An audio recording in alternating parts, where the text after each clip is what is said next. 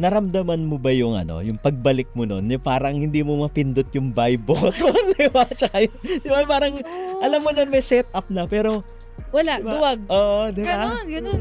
So, parang, a-analyze ko siya. Ang ganda setup ko. I-setup ko to, putya. Tapos gagawin ko, titigan ko lang. Ay, TP. Saan? Doon lang sa screen. Bakit? Hindi ko inantar eh. Oo. Ang daming beses na naging ganon, Tito. Kasi nga, andun pa rin yung fear. Takot. Pero, pag nagpadala talaga ako sa fear na yun, hindi ako mag-breakthrough sa trading journey ko eh. Kaya, sinubukan ko ulit. Sige, Kanes, gawin mo. Kasi, based on the months na nag-practice ako, lagi ako natitipihit. Execution na lang ang kulang. Hanggang sa nag-execute na ulit ako, paunti-unti. And, ayun na.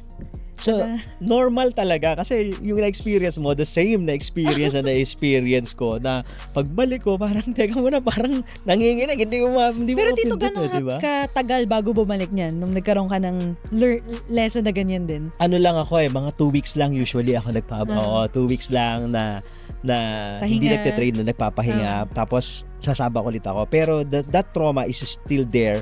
Yung mga first time na, teka muna, hindi mo mapindot talaga. Hindi ka makapag-execute. Pero ganda ng setup mo.